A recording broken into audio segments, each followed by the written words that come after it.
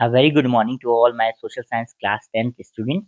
तो स्टूडेंट्स आज के इस वीडियो से हम सोशल साइंस के हिस्ट्री सब्जेक्ट के chapter number 1 the rise of nationalism in Europe के सारे इंपॉर्टेंट बोर्ड क्वेश्चंस को समझेंगे और मैं प्रॉपर एक्सप्लेनेशन से आपको एक एक क्वेश्चन एक्सप्लेन करूंगा जो कि आपको अच्छे से क्विक रिवीजन हो सके। राइट, फिर भी अगर आपको कोई क्वेश्चन समझ में ना आए आप कमेंट सेक्शन में लिख सकते हैं, कोई भी पॉइंट या वर्ड मैं उसकी मीनिंग आपको एक्सप्लेन करने की कोशिश करूंगा दोबारा। राइट, आज से जो मैं ये सीरीज स्टार्ट कर रहा हूँ चैप्टर वाइज, मैं कोशिश करूंगा कि जैसे ही आपका हिंदी का एग्जाम ओवर हो तब तक मैं आपको सारे के सारे चैप्टर्स की क्वेश्चन की प्रॉपर एक्सप्लेनेशन दे दूँ। तो do watch the videos completely for better explanation and better revision of the question answers, क्योंकि क्वेश्चन आंसर्स का वेटेज सोशल साइंस एग्जाम में 44 मार्क्स का होता है। तो आपके जब मैक्सिमम आंसर्स अच्छे होंगे तो आपके स्कोर भी बेटर होगा। Right, take care everyone. Do watch the complete video. Share this video to all your friends who are going to appear for the social science board exam. Take care. इसके बाद you are not going to look at my face. I will just explain with my voice. Take care everyone. Have a very good day. Question number first बेटा हमारा, explain the measures and practices introduced by the French revolutionaries to create a sense of collective identity among French people. तो क्या measures adopt किए थे French के revolutionaries ने एक sense of collective identity develop करने के लिए अमंग फ्रेंच पीपल, फ्रेंच के लोगों में। राइट, तो आंसर बेटा, the French revolutionaries took many important steps, कई सारे इंपॉर्टेंट स्टेप्स लिए थे to create a sense of collective identity among French people, जो कि ऐसे हैं। फर्स्ट पॉइंट है बेटा, उन्होंने आइडियाज प्रमोट किए, ला पैट्री का जिसका मतलब होता है फादरलैंड और ली सिटिवेन का जिसका मतलब होता है द सिटीजन। एम्फेसाइजिंग, उनका फोकस था the notion of A United community, कि एक यूनाइटेड कम्युनिटी बने फ्रांस की जो एंजॉय करे इक्वल राइट्स एक कॉन्स्टिट्यूशन के अंदर। राइट, सेकंड है, एक नया फ्रेंच फ्लैग बनाया उन्होंने जिसने रिप्लेस कर दिया नया फ्रेंच फ्लैग कौन सा था, ट्राई कलर फ्लैग था, जिसने रिप्लेस किया पुराने रॉयल स्टैंडर्ड को, याद रखिएगा। थर्ड पॉइंट है बेटा, the state general was rename the national assembly, state general का नाम बदल के नेशनल असेंबली रख दिया गया and was elected by a group of active citizen. और अब नेशनल असेंबली का को इलेक्ट कौन करता था, a group of active citizen, याद रखिएगा। फोर्थ है, न्यू हाइम्स, नए रिलीजियस सॉन्ग्स को कंपोज किया गया, नई शब्दों को लिया गया, ओथ्स एंड मार्टियर्स कमेमोरेटेड, और जितने भी शहीद थे उन्हें याद किया गया। फिफ्थ पॉइंट है, a central administrative system made uniform laws for the entire nation, एक सेंट्रल एडमिनिस्ट्रेटिव सिस्टम एस्टेब्लिश किया गया जो सेम लॉज बनाएगा पूरे नेशन के लिए। राइट, सिक्स्थ है, six point, discouraging regional dialects, मतलब जितनी भी लोकल लैंग्वेजेस थी, ठीक है, उन्हें डिस्करेज किया गया और French as a common language को प्रमोट किया गया पूरे के पूरे नेशन में। आई होप आपको फर्स्ट आंसर अच्छे से समझ में आया होगा। Moving forward to our next question बेटा, explain any 5 administrative reforms introduced by Napoleon in regions under his control और through his civil code of 1804। मतलब इस क्वेश्चन में हमें ये बताना है कि कौन से 5 एडमिनिस्ट्रेटिव रिफॉर्म्स नेपोलियन बोनापार्ट ने किए थे उन रीजन्स में जिसको उसने कॉन्कर किया था। या हमें ऐसे भी ये क्वेश्चन आता है कि हमें नेपोलियन बोनापार्ट के सिविल कोड ऑफ 1804 से उसके एडमिनिस्ट्रेटिव रिफॉर्म्स को बताना है। राइट, आंसर बेटा, Napoleon had brought revolutionary changes in the administrative field, बहुत ही क्रांतिकारी चेंजेस लेके आया था नेपोलियन एडमिनिस्ट्रेटिव फील्ड में, in order to make whole system rational and efficient, पूरे सिस्टम को रैशनल बनाने के लिए और इफिशिएंट बनाने के लिए। The civil code of 1804 is also known as Napoleonic code, MCQ में भी पूछा जाता है कि सिविल कोड ऑफ 1804 को और क्या कहा जाता है, तो इसे नेपोलियनिक कोड कहा जाता है या नेपोलियन कोड कहा जाता है, याद रखिएगा। इसके एडमिनिस्ट्रेटिव रिफॉर्म्स इस प्रकार है बेटा। फर्स्ट पॉइंट है, the first major change was doing away with all the privileges based on birth, Napoleon ने सारे प्रिविलेजेस जो बर्थ पे बेस्ड थे उनको हटा दिया। Establishing equality before law, Napoleon ने सभी को कानून के प्रति समानता का अधिकार, कानून स्टैब्लिश किया। And securing the right to property, और सभी को प्रॉपर्टी का राइट दिया। सेकंड है, एडमिनिस्ट्रेटिव डिवीजन वर सिंप्लीफाइड, जितनी भी एडमिनिस्ट्रेटिव डिवीजन थी उन्हें सिंप्लीफाइड किया नेपोलियन ने। फ्यूडल सिस्टम को एबॉलिश किया नेपोलियन ने और पीजेंट्स को फ्री किया सर्वडम से, बंधुआ मजदूरी से, और जितने भी उनके ड्यूज थे उसको भी उसने एग्जेम्प्ट कर दिया। टाउन्स में गिल्ड रिस्ट्रिक्शंस को रिमूव किया गया, याद रखिएगा, ठीक है, जितनी भी गिल्ड रिस्ट्रिक्शंस थी, बैरियर्स थे एक टाउन से दूसरी टाउन को जाने के लिए, वो नेपोलियन ने हटा दी। फिफ्थ है, transport and communication system was improve, जितना भी ट्रांसपोर्ट और कम्युनिकेशन सिस्टम था इसे भी नेपोलियन ने इम्प्रूव कराया। ये 5 पॉइंट्स आप कर सकते हैं, मैं एडिशनल पॉइंट्स एक्सप्लेन कर दे रहा हूँ, you can prepare any 5 points, right बेटा। पीजेंट्स आर्टिशियन वर्कर्स और जो बिजनेसमैन थे उन्होंने नए फ्रीडम को एंजॉय किया जो नेपोलियन के एडमिनिस्ट्रेटिव रिफॉर्म से आया था। सेवेंथ है, last point, businessman and small scale producers of goods in particular begin to realize that uniform laws, standardized weights and measures, and a common national currency would facilitate the movement and exchange of goods and capital from one region to another. Means businessman और small scale producers को लगा कि ये जितने भी reforms हैं, चाहे uniform laws हो, स्टैंडर्डाइज वेट्स एंड मेजर्स हो and a common national currency, इससे जो मूवमेंट होगी गुड्स की और उनका जो एक्सचेंज होगा वो एक रीजन से दूसरे रीजन करना काफी ज्यादा आसान हो जाएगा उनके लिए, right. Moving forward to question number third बेटा, How did the Treaty of Constantinople of 1832 recognize Greece as an independent nation? जो Treaty of Constantinople थी जिसकी वजह से 1832 की, जिसकी वजह से ग्रीस को आज़ादी मिली थी ओटोमन एम्पायर से, ठीक है। इस हमें ये एक्सप्लेन करना है कि कैसे इस ट्रीटी ने ग्रीस को एक इंडिपेंडेंट नेशन के तौर पे रिकॉग्नाइज किया, या हम ये भी कह सकते हैं हमें ग्रीक वॉर ऑफ इंडिपेंडेंस को एक्सप्लेन करना है। कोई भी क्वेश्चन है आपका आंसर सेम रहेगा बेटा।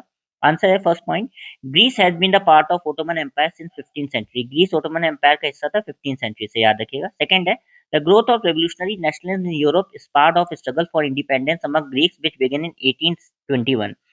जो भी रेवोल्यूशनरी नेशनलिज्म की ग्रोथ हुई यूरोप में फ्रेंच रेवोल्यूशन के बाद, इससे जो इतने भी ग्रीक्स थे, ठीक है, उनके भी अंदर आग लग गई कि अब उन्हें भी आज़ादी चाहिए, और जो कि उन्होंने अपनी इंडिपेंडेंस के लिए लड़ाई लड़ना कब से स्टार्ट किया, 1821 से, याद रखिएगा। थर्ड पॉइंट है, नेशनलिस्ट जितने भी क्रांतिकारी थे ग्रीस में, got support from other Greeks, उन्हें सपोर्ट मिला बाकी ग्रीक से जो बाहरी देशों में रह रहे थे, एंड फ्रॉम वेस्ट यूरोपियंस, और वेस्ट यूरोपियंस से भी, जिनको सिंपैथी थी एंशिएंट ग्रीक कल्चर से, क्योंकि ग्रीस को क्या कहा जाता था, क्रेडल ऑफ यूरोपियन सिविलाइजेशन, याद रखिएगा, क्योंकि यूरोपियंस की सभ्यता या सिविलाइजेशन कहाँ से स्टार्ट हुई थी बेटा, ग्रीस से, याद रखना।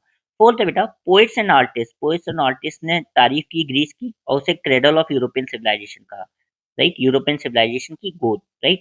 एंड मोबिलाइज पब्लिक ओपिनियन, और उन्होंने पब्लिक ओपिनियन को इकट्ठा किया टू सपोर्ट इस स्ट्रगल, अपने स्ट्रगल को कंटिन्यू करने के लिए, संघर्ष को, अगेंस्ट मुस्लिम ओटोमन एम्पायर, किसके अगेंस्ट था, जो मुस्लिम एम्पायर के अगेंस्ट था। फिफ्थ है, the English poet Lord Byron, एक इंग्लिश पोएट थे लॉर्ड बायरन, उन्होंने फंड्स ऑर्गेनाइज किए वॉर के लिए। Finally the treaty of Constantinople of 1832 recognise Greece as an independent nation, और फिर एक ट्रीटी हुई 1832 में जिसकी वजह से ग्रीस आजाद हो गया, याद रखिएगा। आई होप आपको ये थर्ड क्वेश्चन भी अच्छे से समझ में आया होगा। Moving forward to fourth question बेटा, explain any three features of Frankfurt parliament, हमें फ्रैंकफर्ट पार्लियामेंट के तीन फीचर्स बताने हैं, ठीक है, तीन कैरेक्टरिस्टिक्स बताने हैं, यहाँ पे चार दिए, आप कोई भी तीन कर सकते हैं। पहला है बेटा, in the German region, Germany के रीजन में, क्योंकि फ्रैंकफर्ट पार्लियामेंट कहाँ पे स्टैब्लिश हुआ था, जर्मनी में, कौन से देश में, जर्मनी में, याद रखिएगा। A large number of political association, कई सारी पॉलिटिकल राजनीतिक संगठन came together in the city of Frankfurt, वो मिलके आते हैं एक फ्रैंकफर्ट के शहर में, जर्मनी के, and decided to vote for an all German national assembly, वो डिसाइड करते हैं कि वो वोट करेंगे ऑल जर्मन नेशनल असेंबली के लिए। ऑन 18th मई 1848 को 831 इलेक्टेड रिप्रेजेंटेटिव मार्च करते हैं एक फेस्टिव प्रोसेशन में, मतलब एक तरीके से त्योहार को सेलिब्रेट करते हुए, टू टेक देयर प्लेसेस, अपनी सीट्स लेने के लिए, कहाँ पे, फ्रैंकफर्ट पार्लियामेंट में, जो कि कहाँ पे ऑर्गेनाइज किया जा रहा था, church of saint Paul, Germany में, याद रखिएगा। They drafted a constitution for a German nation, उन्होंने जर्मन नेशन के लिए कॉन्स्टिट्यूशन ड्राफ्ट की, बनाई, to be headed by a monarch, जिसका हेड कौन होगा, monarch, subject to a parliament, जो किस पे डिपेंडेंट होगा, पार्लियामेंट पे, राइट। फोर्थ है, the offer made to the Prussian king, उन्होंने ये जो कॉन्स्टिट्यूशन जो बनाई, इसका हेड करने का मोनार्च को ऑफर दिया उन्होंने प्रशिया के राजा को, जो कि उसने रिजेक्ट कर दिया। As a result the liberal initiative to the nation building failed, जिसकी वजह से जो लिबरल इनिशिएटिव किया था जर्मनी के लोगों ने अपने देश को आजाद कराने के लिए, वो फेल हो गया, राइट, क्योंकि जिस राजा को उन्होंने ऑफर दिया था प्रशियन किंग को, वो रिजेक्ट कर देता है ऑफर उनका, राइट। नेक्स्ट क्वेश्चन है बेटा, क्वेश्चन नंबर फिफ्थ, ये बहुत इंपॉर्टेंट क्वेश्चन है, कई बार 3 मार्क्स में आई है। Why was the decade of 1830, क्यों 1830 का डिकेड एक जाना जाता था ग्रेट इकोनॉमिक हार्डशिप के नाम से यूरोप में, राइट, हमें रीजन एक्सप्लेन करना है। The 1830 were the years of great economic hardship in Europe due to the following reasons, ये रीजंस थे जिसकी वजह से 1830 के जो ईयर्स थे वो बहुत ही इकोनॉमिक हार्डशिप के थे यूरोप के लिए, राइट। मतलब अर्थव्यवस्था बहुत ज्यादा कमजोर हो रही थी। क्यों हो रही थी? फर्स्ट पॉइंट है, there was enormous increase in population, बहुत ज्यादा यूरोप की आबादी बढ़ रही थी, पॉपुलेशन बढ़ रही थी। जब पॉपुलेशन बढ़ती है तो क्या होता है बेटा? There were more seekers of job than employment, लोगों को नौकरियां चाहिए होती हैं पर नौकरी मांगने वाले लोग ज्यादा थे, नौकरियां कम थी। थर्ड है, people migrated from rural areas to cities in the overcrowded slum, अब लोग माइग्रेट कर रहे हैं गांव से शहर की तरफ इन सर्च ऑफ जॉब, और वो कहाँ पे रह रहे हैं? फिर ओवर क्राउडेड स्लम एरियाज में रह रहे हैं, क्योंकि स्पेस कम है शहर में। फोर्थ है, देयर वॉज स्टिफ कॉम्पिटिशन, बहुत तगड़ा कॉम्पिटिशन था बेटा, between the products of small producers, जो छोटे प्रोड्यूसर्स प्रोडक्ट्स बना रहे थे उसमें, and products imported from England, और जो प्रोडक्ट्स इंग्लैंड से आ रहे थे, राइट, क्योंकि इंग्लैंड में इंडस्ट्रियलाइजेशन हो चुका था, where goods were made by machine, जो मशीन गुड्स बनाती थी हैड ऑलरेडी टेकन प्लेस, तो ये compete नहीं कर पा रहे थे चीप मशीन मेड प्रोडक्ट से, राइट। फिफ्थ है, peasants condition was bad due to burden of feudal dues and obligations, किसानों की कंडीशन वैसी खराब थी क्योंकि उनके के पास बहुत ज्यादा बर्डन था, कर्जा था, ऑब्लिगेशंस थी, ड्यूटीज थी। सिक्स्थ है, the prices of food has risen due to the bad harvest, क्योंकि हार्वेस्ट खराब हो गया था इसलिए फूड के प्राइसेस बढ़ गए थे, अब लोग और ज्यादा पॉवर्टी सफर कर रहे थे, right. This had resulted in wide spread populism in town and country, इसकी वजह से बहुत ज्यादा पॉपुलिज्म हुआ। पॉपुलिज्म का मतलब क्या होता है बेटा? पॉवर्टी होता है, याद रखिएगा, पूरी टाउन में और कंट्री में। आई होप आपको ये फिफ्थ क्वेश्चन भी अच्छे से समझ में आया होगा। Moving forward to our sixth question बेटा, who was Frederick Sorio? What was Frederick Sorio utopian vision? Frederick Sorio कौन था? उसका यूटोपियन विजन क्या था? Explain about what he visualized in his print of series of his dream of democratic and republic. अब कई सारे questions मैंने एक ही क्वेश्चन में कंबाइन कर दिए हैं। पहला आपको ये बताना है फ्रेडरिक सोरियो कौन था, फिर दूसरा ये बताना है फ्रेडरिक सोरियो का यूटोपियन विजन क्या था, और तीसरा आपको ये बताना है कि क्या फ्रेडरिक सोरियो ने विजुलाइज किया था जो 4 प्रिंट की सीरीज उसने पब्लिश की थी डेमोक्रेटिक और सोशल रिपब्लिक के बारे में, राइट। तो स्टार्ट करते हैं बेटा अपना आंसर। फ्रेडरिक सोरियो कौन था? Frederick Sorio was a French artist, याद रखिएगा, फ्रांस का एक आर्टिस्ट था। Who in his utopian vision, utopian vision क्या होता है? वो सोच जो हकीकत तो नहीं होती है बट हमारी कोई मनगढ़ंत कहानी होती है या हमारी मनगढ़ंत एक्सपेक्टेशंस होती हैं, right, that is not a reality, right. So the countries, utopian vision में फ्रेडरिक सोरियो देखता है देशों को यूरोप के एज नेशन स्टेट, की सारे के सारे देश नेशन स्टेट हो चुके हैं, जबकि वो अभी भी किसके अंडर में थे? सब मोनार्च के अंडर में थे, जिनके पास अपने खुद के फ्लैग्स हैं, नेशनल कॉस्ट्यूम्स हैं, and whole world being democratic. और फ्रेडरिक सोरियो इमेजिन करता है अपनी यूटोपियन विजन में कि पूरा देश या पूरा दुनिया डेमोक्रेटिक हो चुकी है और रिपब्लिक हो चुकी है गवर्नमेंट में, राइट, मतलब मोनार्ची जा चुकी है और हर जगह या तो डेमोक्रेटिक गवर्नमेंट स्टैब्लिश हो चुकी है या Republic.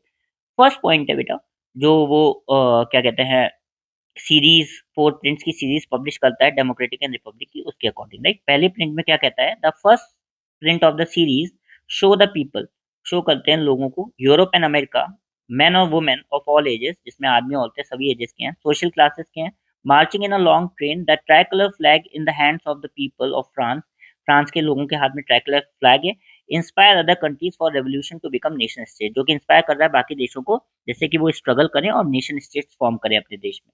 All nations are offering homage to the Statue of Liberty as they pass by it, और सारे नेशंस एक लाइन में जैसे ही स्टैचू ऑफ लिबर्टी को पास करते हैं वहां पे उसे सलामी देते हैं। होमेज का मतलब होता है सलामी देना।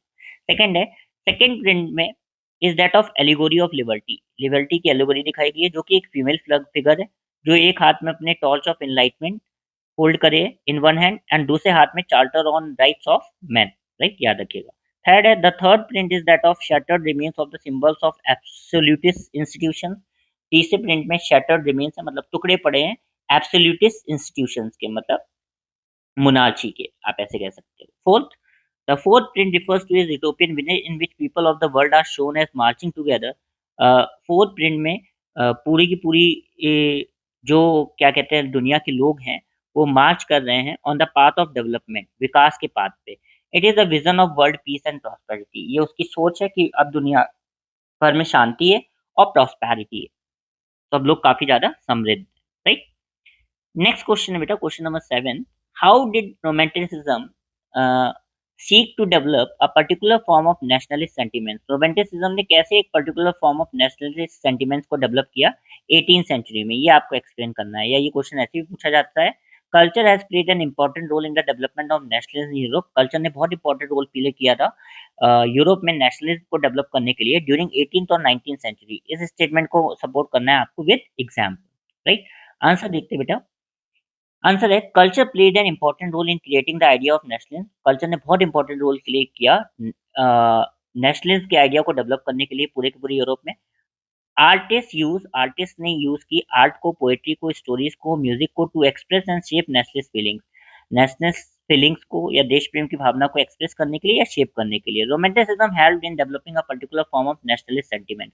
रोमांटिसिज्म जो कि एक कल्चरल मूवमेंट ही थी, उसने भी मदद की एक particular form of national feelings develop करने के लिए, लोगों के लिए, अपने देश को आजाद कराने के लिए। फर्स्ट है romanticism refers to a cultural movement. Romanticism एक कल्चरल मूवमेंट है which sought to develop a particular form of national sentiment, जो लोगों के मनों में देश प्रेम की भावना को जगाता है। रोमांटिक आर्टिस्ट और पोएट्स जनरली क्रिटिसाइज, इन्होंने क्रिटिसाइज किया ग्लोरिफिकेशन ऑफ रीजन साइंस। उन्होंने कहा कि बहुत ज्यादा बढ़ चढ़ के साइंस और रीजन को ग्लोरीफाई किया जा रहा है, जबकि हमें फोकस करना चाहिए इमोशन पे, इंटेंशन पे और मिस्टिकल फीलिंग्स पे, राइट। इंटेंशन नहीं बेटा, यहाँ पे इंट्यूशन होगा, राइट। बुक में इंट्यूशन वर्ड है। तो ये जितने भी रोमांटिक आर्टिस्ट और पोएट थे वो कहते थे कि भाई बहुत ज़्यादा बढ़ चढ़ के ग्लोरीफाई किया जा रहा है रीजन एंड साइंस को, बट इंस्टेड हमें फोकस करना चाहिए लोगों के इमोशंस पे, इंट्यूशंस पे और मिस्टिकल फीलिंग्स पे। Their effort was to create a sense of shared collective heritage. इन सारे आर्टिस्ट और पोएट्स का एफर्ट था कि हम एक शेयर्ड कलेक्टिव हेरिटेज को क्रिएट करें, जिससे कि हमारा एक कॉमन कल्चरल पास्ट हो, जो कि बेस बनेगा हमारी नेशन फॉर्मेशन का। फोर्थ है German philosopher Johann Gottfried Herder. एक जर्मनी के फिलोसोफर थे जिनका नाम था Johann Gottfried Herder. Tried to popularise the true spirit of nation. उन्होंने कोशिश की एक देश के ट्रू स्पिरिट को जगाने की थ्रू हिज फोक सॉन्ग्स, अपने फोक सॉन्ग्स की मदद से, फोक पोएट्री की मदद से और फोक डांस। फोक का मतलब होता है लोकगीत, लोक कहानियां और लोक नृत्य, राइट। हाँ, पोएट्री मतलब पोएम्स, राइट। फिफ्थ है the emphasis on vernacular language. ज्यादातर देश के लोगों ने वर्नाकुलर लैंग्वेज मतलब लोकल लैंग्वेज को बढ़ावा दिया। And a collection of local folklore, और पुराने लोकगीत, लोक गाथाएं, लोक कहानियों को इकट्ठा किया। Was to recover an ancient national spirit, जिससे कि वो अपने देश के पुराने नेशनल स्पिरिट को दोबारा से रिवाइव करे, दोबारा से जिंदा करे। And to carry the modern nationalist message, और जो मॉडर्न नेशनलिस्ट मैसेज है वो ज्यादा से ज्यादा ऑडियंस तक पहुंचाएं जो कि इलिटरेट थी, राइट। फॉर एग्जाम्पल ये केस पोलैंड में होता है, विच हैड बीन पार्टीशन, जिसे पार्टीशन कर दिया गया था ग्रेट पावर्स द्वारा, बहुत शक्तिशाली देशों द्वारा। Nationalist feelings were kept alive through music and language. Poland में पार्टीशन के बाद भी, जब पोलैंड को डिवाइड कर लिया था रशिया ने और बाकी कंट्रीज ने यूरोप की, तो वहाँ पे पोलैंड के लोगों ने अपनी नेशनलिस्ट फीलिंग्स को या देश प्रेम की भावना को जिंदा रखा म्यूजिक और लैंग्वेज के through. The use of Polish was seen as a symbol of struggle against Russian dominance. Russia के डोमिनेंस के अगेंस्ट लोगों ने, जो पोलैंड के लोगों ने फाइट की, वो फाइट की पॉलिश लैंग्वेज को यूज करके। इससे वो अपना स्ट्रगल दिखाते थे against Russians. After the failure of N armed rebellion, उन्होंने एक आर्म्ड रेबेलियन भी ऑर्गेनाइज किया जिसमें वो हार गए थे रशिया से। मैनी मेंबर्स ऑफ क्लर्गी, जितने भी चर्च के मेंबर्स थे पोलैंड में, begin to use language as a weapon of nationalist resistance. उन लोगों ने भी national language means Polish language को यूज किया रशियन फोर्सेस से फाइट करने के लिए, right. Polish was used for church gathering and all instructions. उन्होंने पॉलिश लैंग्वेज का यूज किया चर्च गैदरिंग करने के लिए और सारे रिलीजियस इंस्ट्रक्शंस देने के लिए, याद रखिएगा। सिक्स्थ है French language brought a collective identity among the French language. और फ्रांस की भाषा यूज हुई फ्रांस में, जिससे कि फ्रांस के लोगों में कलेक्टिव आइडेंटिटी अपने देश के लिए पैदा हुई थी, राइट। आई होप आपको ये सेवेंथ क्वेश्चन भी अच्छे से समझ में आया होगा। नेक्स्ट क्वेश्चन है बेटा, ये बहुत इंपॉर्टेंट क्वेश्चन है, इसमें से कोई भी क्वेश्चन आप स्किप नहीं कर सकते, any question can come. And ये भी मेरी गारंटी है कि इनके अलावा इस चैप्टर से शायद ही आपको कोई क्वेश्चन ना के बराबर देखने को मिलेगा। इसलिए do watch the full video and do listen the explanation and watch the points very well for your exam. Question number 8 है बेटा, explain the process of formation of United Kingdom of Great Britain. क्या process था United Kingdom of Great Britain को form करने का? First point है there was no British nation prior to 18th century. 18th century से पहले कोई British nation exist नहीं करता था। जो प्राइमरी आइडेंटिटीज थी लोगों की जो ब्रिटिश लैंड पे रहते थे, वो या तो इंग्लिश थे, वेल्श थे, स्कॉट थे या आयरिश थे। मतलब अलग अलग आइडेंटिटीज के लोग वहां पे रहा करते थे, जो अलग अलग लैंग्वेजेस बोला करते थे। सेकंड है the formation of nation state was not a result of sudden upheaval और रेवोल्यूशन। ब्रिटेन के फॉर्मेशन एक कोई एकदम अपहीवल हुआ, रेवोल्यूशन हो गया, इसकी वजह से नहीं हुआ था Britain nation state form, right. Third है the formation of nation state was the result of long drawn out process. Britain जो नेशन बना था वो एक लंबे प्रोसेस के थ्रू बना था। As the English nation steadily grew in wealth, जैसे ही इंग्लिश नेशन बाकी 4 नेशंस में से, जो इंग्लिश, वेल्स, स्कॉट और आयरिश में से ये वेल्थ में बढ़ा या ये इसके पास ज़्यादा पैसा हुआ, it was able to extend its influence over the other nations of the island. इसने क्या किया, बाकी सारी जितनी भी भाषाएं या लोग थे उसके आइलैंड पे, उन पे अपना अधिकार जमाने की कोशिश किया, उन्हें दबाने की कोशिश की। फोर्थ है, जो इंग्लिश पार्लियामेंट था वो इंस्ट्रूमेंट था ब्रिटेन एज अ नेशन को क्रिएट करने के लिए, जिसने इंग्लैंड को एज अ सेंटर फॉर्म किया, राइट। और इंग्लिश पार्लियामेंट ने मोनार्ची से पावर कब सीज की थी, 1688 में, याद रखिएगा ये, राइट। फिर एक्ट ऑफ यूनियन साइन होता है बिटवीन इंग्लैंड एंड स्कॉटलैंड, जिसकी वजह से फॉर्मेशन होता है United Kingdom of Great Britain का। तो एक्ट ऑफ यूनियन 1707 याद रखिएगा, किसके बीच हुआ था, इंग्लैंड और स्कॉटलैंड, जिसकी वजह से क्या बना, United Kingdom of Great Britain. इसके बाद क्या होता है बेटा, आयरलैंड, जो कि एक और एथनिक ग्रुप होता है यहाँ पे, उसे फोर्सफुली शामिल कर लिया जाता है यूके में 1801 पे। A new British nation was formed, ऐसे एक नया ब्रिटिश नेशन बनता है जो प्रोपोगेट करता है या जो चलाता है कौन कौन सा कल्चर, इंग्लिश कल्चर को। जो सिंबल्स थे नए ब्रिटिश नेशन के वो क्या थे, उनकी नेशनल एंथम का नाम क्या था बेटा, God save our Nobel king. उनके फ्लैग का नाम क्या था, यूनियन जैक, ब्रिटिश फ्लैग। और लैंग्वेज कौन सी यूज करते थे, इंग्लिश। आई होप आपको यूनिफिकेशन ऑफ ब्रिटेन अच्छे से समझ में आया होगा। नेक्स्ट क्वेश्चन है बेटा, explain the process of unification of Germany in detail. आपको यूनिफिकेशन ऑफ जर्मनी को डिटेल में अच्छे से समझाना है, राइट। फर्स्ट पॉइंट है, nationalist feelings were widespread among middle class German. Nationalist feelings या देश प्रेम की भावना बहुत ज्यादा वाइड स्प्रेड थी मिडिल क्लास जर्मन में, जिन्होंने 1848 में कोशिश करते हैं वो यूनाइट करने की अलग अलग रीजन्स को जर्मनी के एक पार्लियामेंट के थ्रू, जो फ्रैंकफर्ट पार्लियामेंट आपने पढ़ा था, ठीक है, एक into a nation state govern by an elected parliament, जो कि फेल हो गया था क्योंकि प्रेशिया के किंग ने रिजेक्ट कर दिया था उनका ऑफर। सेकंड है, दिस लिबरल इनिशिएटिव जो स्टार्ट हुआ था नेशन बिल्डिंग के लिए was however repressed by combined forces of monarchy and military supported by large land owners called Junkers of Russia. अब ये जो लिबरल इनिशिएटिव स्टार्ट हुआ था 1848 में, इसे रिप्रेस या दबा दिया जाता है। कंबाइंड फोर्सेस मोनार्ची की थी इसको दबाने में, मिलिट्री का यूज हुआ था इसको दबाने में, और इनको सपोर्ट किया था लार्ज लैंड ओनर्स ने, जिन्हें कहा क्या क्या कहा जाता था, जंकर्स कहा जाता था। तो जंकर्स के लिए दूसरा शब्द क्या है, लार्ज लैंड ओनर्स, और ये कहाँ के थे, रशिया के थे। फ्रॉम देन, इसके बाद रशिया ने लीडरशिप ली जर्मनी को आजाद कराने की या जर्मनी का नेशनल यूनिफिकेशन करने की, राइट। रशिया के चीफ मिनिस्टर थे जिनका नाम था ओटो वॉन बिस्मार्क। वो आर्किटेक्ट थे जर्मनी की यूनिफिकेशन के प्रोसेस के, जिन्होंने कैरी आउट किया ये प्रोसेस रशियन आर्मी की मदद से, रशियन ब्यूरोक्रेसी की मदद से, जिन्होंने 3 वॉर लड़ी 7 सालों में, ऑस्ट्रिया से, डेनमार्क से, फ्रांस से, जिसमें प्रशिया की विक्ट्री होती, और इस तरीके से जर्मनी का यूनिफिकेशन कंप्लीट होता है, राइट। फिफ्थ पॉइंट है बेटा, इन जनवरी 1871 में जो प्रशिया के राजा होते हैं विलियम फर्स्ट, उन्हें नया जर्मन एम्परर बना दिया जाता है एक सेरेमनी में जो कि हेल्ड होती है वर्सलीज के पैलेस में, right.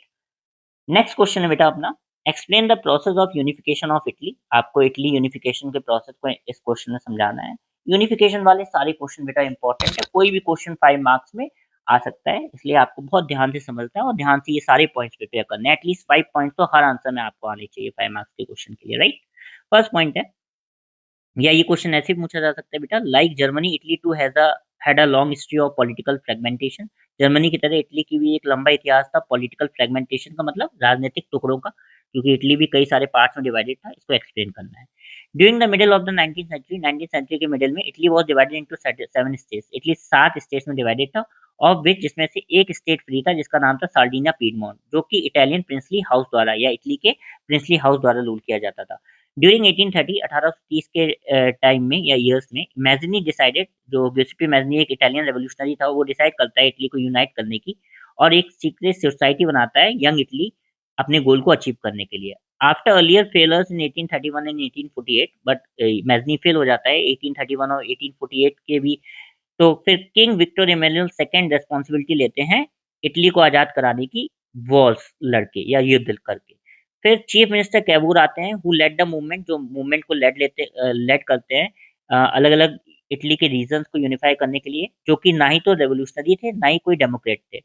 Through his tactful diplomatic alliance, वो एक टैक्टफुल डिप्लोमेटिक अलायंस करते हैं, फ्रांस के साथ समझौता करते हैं, जिसकी वजह से सार्डिना पीडमोंट, जो कि एक इटालियन प्रिंसली हाउस था और अकेला ऐसा स्टेट था जो इटली के राजा रूल करता था वहां पे, वो सक्सेसफुल होता है डिफीट करने में ऑस्ट्रियन फोर्सेस को, जो इटली के स्टेट्स पे कब्जा करे होते हैं 1859 में, right.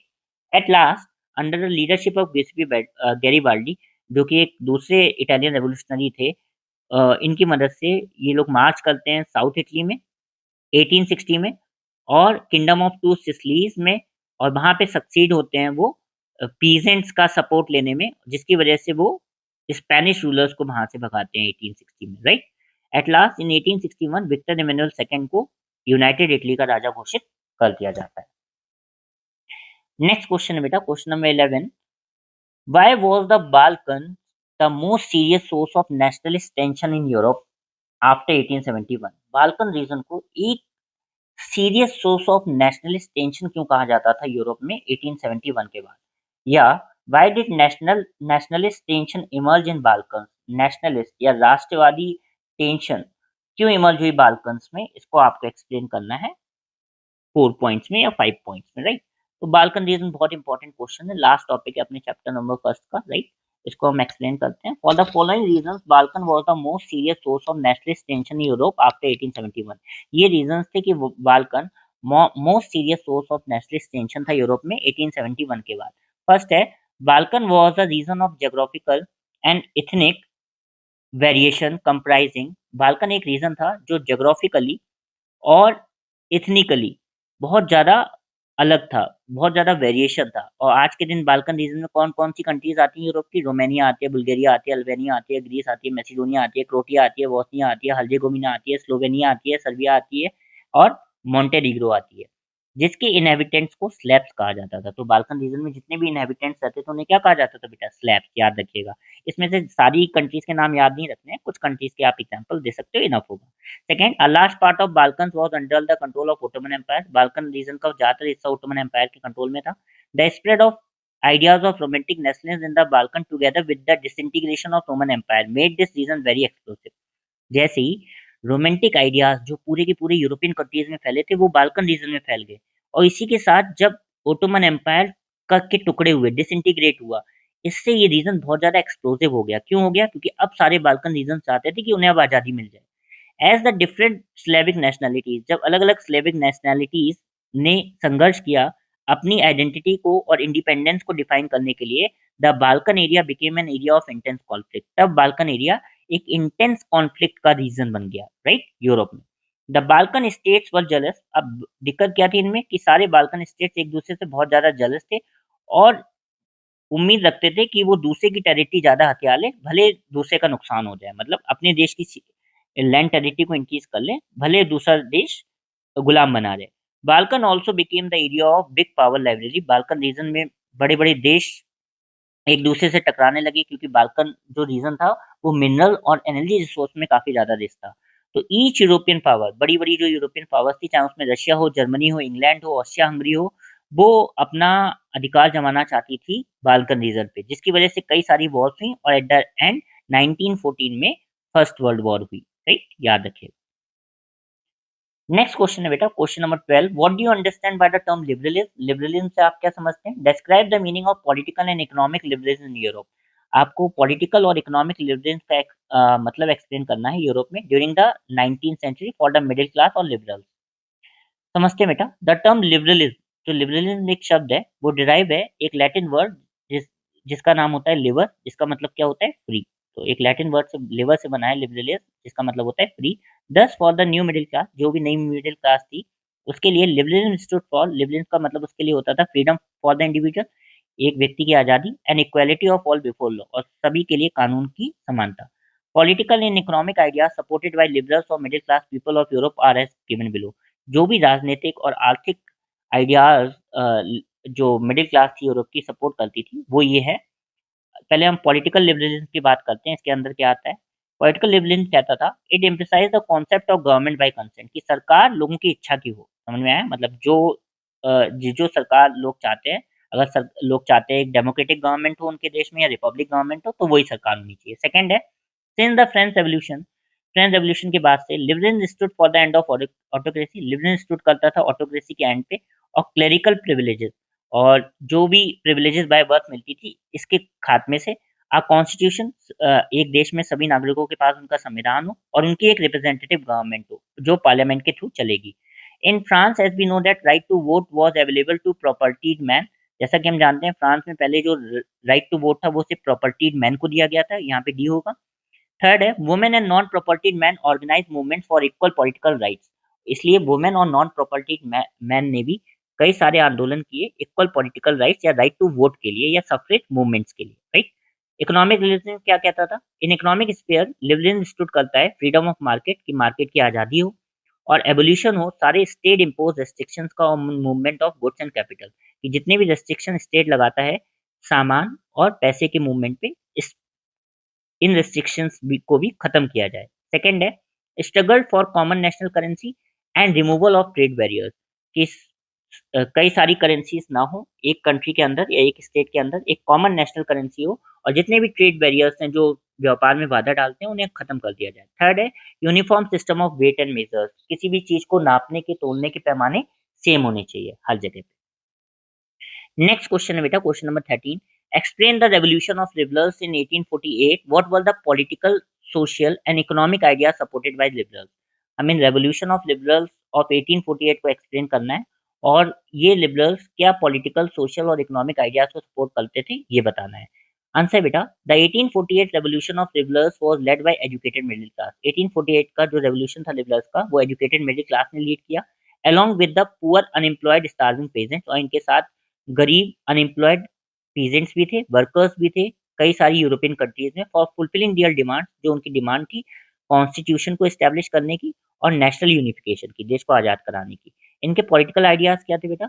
In German regions are large number of political associations whose members were middle class professionals, businessmen and prosperous artisans came together in the city of Frankfurt and decided to vote for all German National Assembly। ये हम already कर चुके हैं।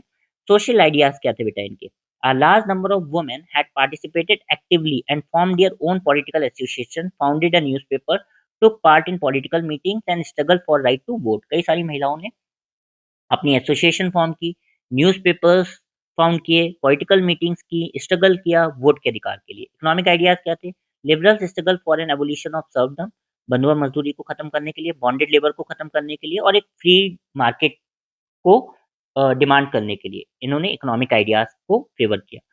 Fifth है, though conservative forces were able to suppress liberal movement. जितनी भी conservative forces थी या जितनी भी पुरानी राजा थे मोनार्स टाइप के, इन्होंने लिबरल मूवमेंट को सप्रेस करने की कोशिश की 1848 में। They could not restore the old order, but वो पुराने ऑर्डर को रिस्टोर नहीं कर पाए क्योंकि अब उन्हें लगा कि चेंज तो इनइविटेबल है, इसलिए थोड़े हमें इन्हें राइट्स देने पड़ेंगे।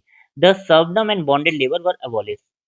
ऐसे सर्वडम और बॉन्डेड लेबर दोनों को यूरोप में खत्म कर दिया गया at last, right, liberal initiative की वजह से या लिबरल रेवोल्यूशन ऑफ 1848 की वजह से। सेकेंड लास्ट क्वेश्चन है बेटा हमें फर्स्ट चैप्टर का, question number 14। Explain any 4 changes brought about in Europe by the treaty of vena. कौन से 4 बदलाव ट्रीटी ऑफ वेना की वजह से यूरोप में आए थे 1815 में? या what were the changes that were done in Europe after the defeat of Napoleon Bonaparte in the battle of Waterloo. क्या यूरोप में चेंजेस किए गए थे जब नेपोलियन बोनापार्ट की डिफीट हुई थी बैटल ऑफ वाटरलू में? Napoleon was defeated in 1815 by the collective European powers. Napoleon को 1815 में हरा दिया गया था, जिसमें कई सारी यूरोपियन पावर्स मिलके साथ में आए थे, जिसमें ब्रिटेन आता है, रशिया आता है, प्रशिया आता है और ऑस्ट्रिया आता है। ये 4 देश मिलकर नेपोलियन को हराते हैं, right. The representatives of European powers drew up the Treaty of Vienna at a congress hosted by Austrian chancellors। अब जितने भी रिप्रेजेंटेटिव्स थे यूरोपियन पावर्स थे जिन्हें मिलके नेपोलियन को हराया था 4 कंट्रीज के लीडर्स ने, वो एक ट्रीटी ऑफ वेना बुलाते हैं कांग्रेस की, जिसका अध्यक्ष कौन होता है? ऑस्ट्रिया के चांसलर ड्यूक मेटरनिच, इनका नाम याद रखिएगा। With the objective of undoing the changes that have come about in Europe during the Napoleon war. उन सारे बदलावों को दोबारा से वैसे ही करने के लिए जो नेपोलियन ने किए थे नेपोलियनिक वॉर्स के टाइम पूरे के पूरे यूरोप में। Following changes were brought about in Europe by this treaty. अब ट्रीटी ऑफ वेना की वजह से ये सारे बदलाव आए थे यूरोप में। पहला, द बर्बन डायनेस्टी, जो बर्बन डायनेस्टी थी that was destroyed during the French revolution. French revolution में जिसे डिस्ट्रॉय कर दिया गया था उसे दोबारा से एस्टेब्लिश कर लिया जाता है।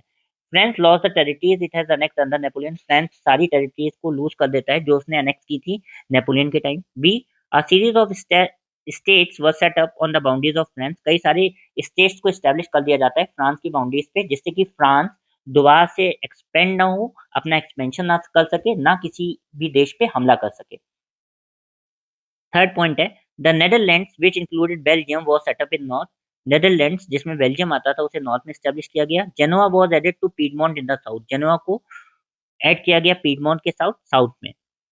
Prussia was given important new territories on its western frontiers. Prussia को उसके वेस्टर्न फ्रंटियर्स पे नई टेरिटरीज दी गई। Austria was given control of northern Italy. Austria को कंट्रोल दे दिया गया नॉर्दर्न इटली के हिस्से का। The German confederation of 39 states set up by Napoleon was left untouched. German confederation जो 39 स्टेट्स की नेपोलियन ने एस्टेब्लिश की थी, इसे नहीं छुआ गया। Russia was given the part of Poland.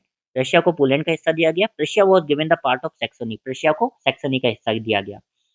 Last है monarchy was restored and a new conservative order was created. Monarchy को रिस्टोर कर लिया गया हर देश में जहां पे नेपोलियन बोनापार्ट ने ओवरथ्रो किया था, और एक नया कंजर्वेटिव ऑर्डर स्टैब्लिश किया गया यूरोप में, दोबारा से वही चीजें चलाने के लिए जो नेपोलियन के आने से पहले यूरोप में चल रही थी। हमें इस चैप्टर का लास्ट क्वेश्चन है बेटा, how was a nation visualised in the 18th and 19th century in Europe. एक नेशन को कैसे विजुअलाइज किया जाता था, राइट, 18th और 19th सेंचुरी में यूरोप में। हमें दो एग्जांपल्स एक्सपेक्ट। अब नेशन को बेटा एक रिकॉग्नाइज किया जाता था या विजुलाइज किया जाता था फीमेल एरिगोलीज से। किससे रिकॉग्नाइज किया जाता था? फीमेल एरिगोली से। तो फीमेल एरिगोली के बारे में भी अगर क्वेश्चन आए तो आंसर सेम रहेगा, जिसमें मैरिन आती है, राइट, और जर्मेनिया आती है, राइट, याद रखिएगा। आंसर है artist represented nations as a female figure. Artist 18th और 19th सेंचुरी में नेशंस को फीमेल फिगर के रूप में रिप्रेजेंट करते थे, which did not stand for any particular women, जिस जो किसी भी अ, असल जिंदगी की महिला के तौर पे एग्जिस्ट नहीं करती थी, but give an abstract idea of nation a concrete form. But nation जो एब्स्ट्रैक्ट आइडिया है, राइट, उसे एक मजबूत या कॉन्क्रीट, मतलब जो दिखाई दे, वो फॉर्म देते थे। जैसे भारत के लिए अगर रिप्रेजेंट करना हो किसी फीमेल एग्रीगोरी को, तो हम भारत माता का फिगर को याद करते हैं। भारत माता का जहाँ भी हम फिगर देखते हैं तो हम India as a nation consider करते हैं उसे, राइट। ऐसे ही जर्मनी में जर्मेनिया को के फीमेल एरिगोरी को देख के लोग जर्मन नेशन को याद करते थे, और फ्रांस में क्रिश्चियन मैरिन के फिगर को देख के, जो कि फीमेल एरिगोरी थी, वो फ्रांस एज अ नेशन को कंसीडर करते थे।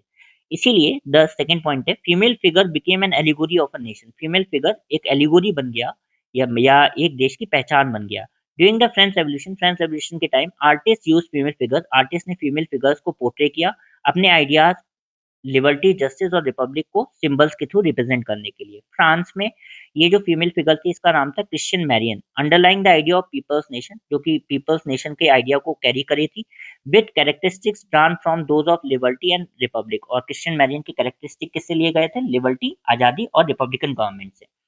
हर स्टैचूज, क्रिश्चियन मैरियन के जो स्टैचूज थे उन्हें सीधा खड़ा किया गया पब्लिक प्लेसेस पे फ्रांस में, जो लोगों को याद दिलाते थे उनकी एकता के बारे में, और उनको परसुएट करते थे टू आइडेंटिफाई विद इट, कि वो अपने आप को इस फिगर से या फीमेल एलिगोरी से देश को आइडेंटिफाई करें। Her images were also marked on coins and stamp. Christian Marianne की इमेजेस कॉइन्स और स्टैम्प्स पे भी लगाई गई थी। तो अगर एमसीक्यू क्वेश्चन में आपको एक फिगर दिया जाए जिसमें स्टैम्प्स में कोई फोटो हो, तो वो किसकी होगी? क्रिश्चियन मैरियन की होगी।